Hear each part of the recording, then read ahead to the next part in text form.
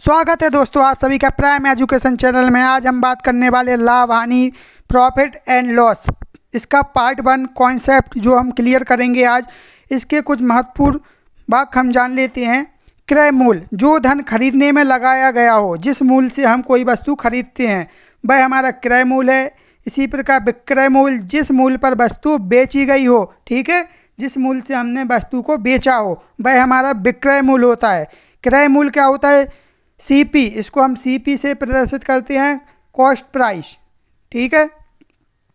और विक्रय मूल्य को हम एसपी से प्रदर्शित करते हैं, सेलिंग प्राइस, मतलब हमने जो वस्तु बेची है उसको विक्रय मूल्य, ठीक है। इतना समझ में आया दोस्तों। अब चलते हैं लाभ।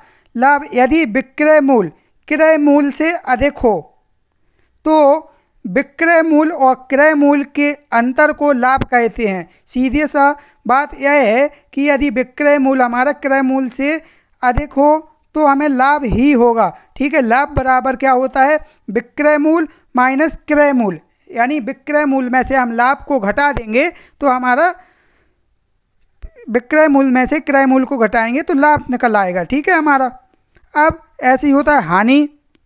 यदि विक्रय मूल्य क्रय मूल्य से कम हो तो क्रय मूल्य और विक्रय मूल्य के अंतर को हानि कहते हैं, ठीक है। हानि यदि निकालना है तो हम क्या करेंगे?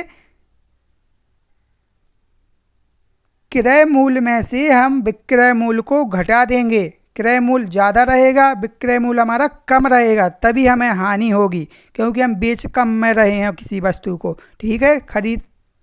खरीद अधिक में ली हमने और बेची हमने ज़्यादा में, ठीक है, तो हमें हानि हुई। अब लाभ और हानि प्रतिशत, यहाँ से शुरुआत होगी हमारे सवालों की। लाभ हो या हानि हमेशा क्रय मूल्य पर ज्ञात करते हैं, हमेशा याद रखना है। लाभ हो या हानि हो, हमें प्रतिशत निकालना है, हमेशा क्रय मूल्य की हमें ज़रूरत पड़ने वाली है।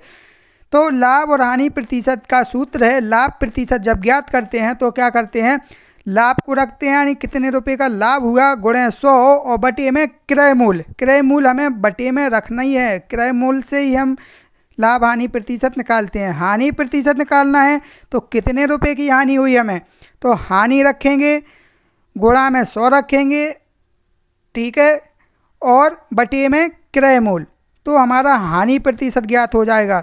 चलिए दोस्तों, क्रय मूल्य पर ही हम निकालते हैं, इतना हमें ध्यान रखना होगा। क्रय मूल्य को समझ लीजिए, प्रतिशत जब भी निकालना है क्रय मूल्य से ही तुलना करेंगे और वो हम नीचे रखते हैं, ठीक है। चलिए अब देखते हैं किस प्रकार हम सवालों को हल करते हैं। एग्जाम्पल चलिए देखते हैं किस प्रकार, ठीक है। एक वस्तु को 400 में खरीद कर 450 रुपये में बेचा गया, सौदे में कितने का लाभ या हानि हुई? तो वस्तु को 400 में खरीद कर 450 रुपये में बेचा गया, 400 में हमने खरीदा है, 450 रुपये में बेचा है, तो हमें जाहिर सी बात है क्या हुआ होगा? लाभ, ठीक है। तो किस प्रकार निकालते हैं? क्रय मूल्य 400 दिया है, विक्रय मूल्य हमारा 450 है, जो बेचा गया है वह विक्रय मूल्य है, ठीक है। अब हमें लाभ हुआ है, यानी हमने ज़्यादा में किसी वस्तु को बेचा है, कितने ज़्यादा में बेचा है वही हमें बताना है। लाभ हुआ या हानि हुई और कितने की हुई, इसके लिए हम क्या करते हैं?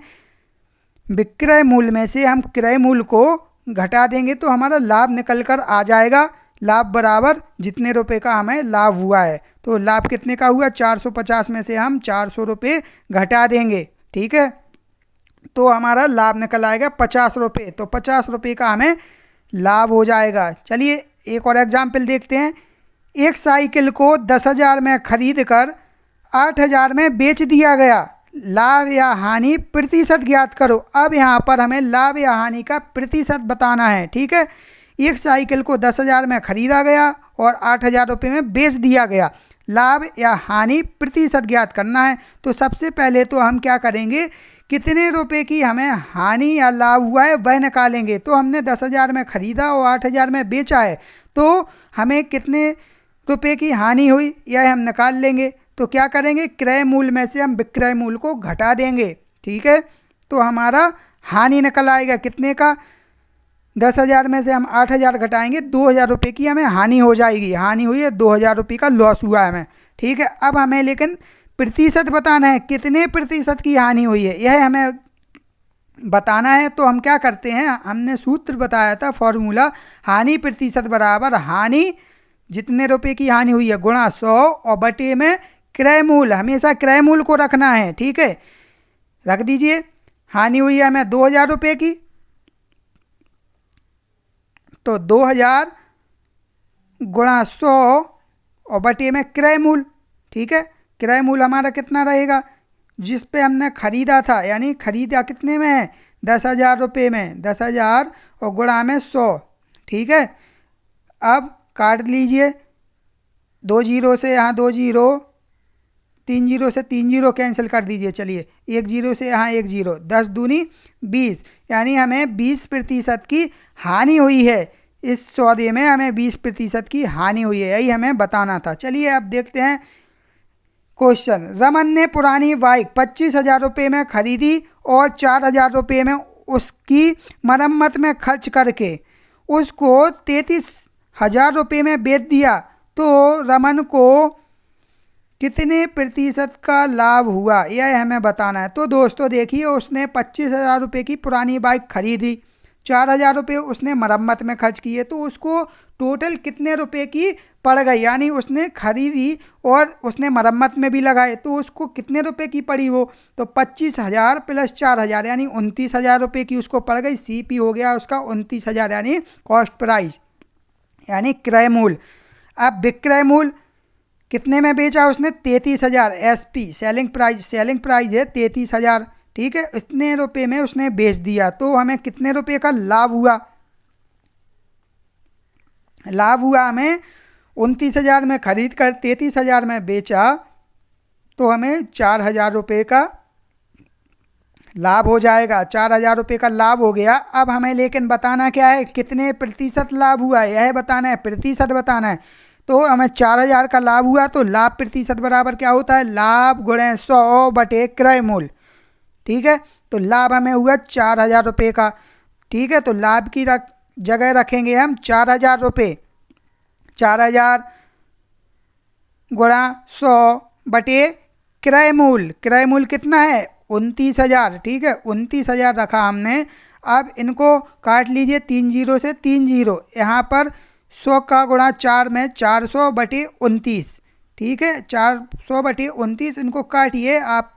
ठीक है, जब तक काटना है, और दशमलव में लगभग आंसर आएगा 13.79 प्रतिशत की लाभ हो जाएगा। चलिए एक और देखते हैं। एक वस्तु को 1440 रुपये में बेचने पर 10% की हानि होती है, तो वस्तु का क्रय मूल्य क्या होगा। अब टाइप 1 का सवाल शुरू होता है। अभी तक हमने एग्जाम्पल बताए थे। चलिए देखते हैं। एक वस्तु को 1440 रुपये में बेचने पर 10% की हानि होती है, तो हमें क्रय मूल्य बताना है। ठीक है, तो इस प्रकार के सवाल में दोस्तों क्या करते हैं, हमने 100 का गुणा विक्रय मूल्य में किया, और हमें जब भी हानि होगी तो हम 100 में से घटाकर नीचे रखेंगे, और लाभ होगा तो 100 में हम जोड़कर नीचे रखेंगे।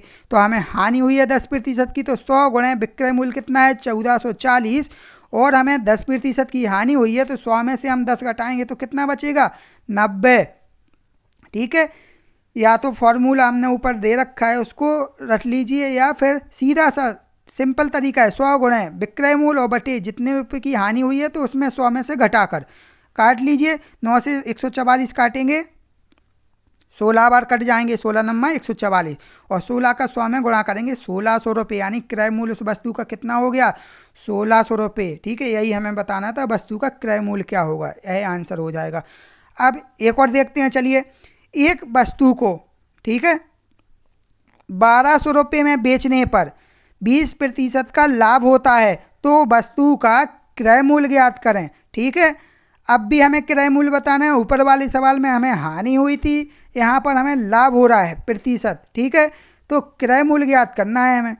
ठीक है, तो क्रय मूल्य किस प्रकार निकालती हैं, 100 गुणे विक्रय मूल्य और बटे में 100 प्लस लाभ प्रतिशत। ठीक है, लाभ प्रतिशत।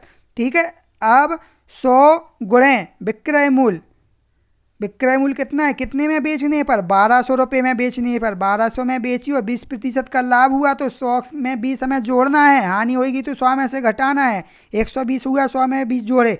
ठीक है, 1 जीरो से 1 जीरो, 12 धाम 120, और 10 का ये 100 में गुणा करेंगे तो 1000 रुपये, तो यही वस्तु का क्रय मूल्य हो जाएगा। इस प्रकार दोस्तों यह आंसर सॉल्व हुआ। तो दोस्तों इस प्रकार हम करेंगे। यह पार्ट 1 था कॉन्सेप्ट क्लियर करने के लिए। अब चलते हैं अगली वीडियो में, आपसे मुलाकात होगी। धन्यवाद। वीडियो अच्छा लगा हो तो बिल्कुल शेयर कीजिए और जो पॉइंट है उसको याद रखना है। धन्यवाद।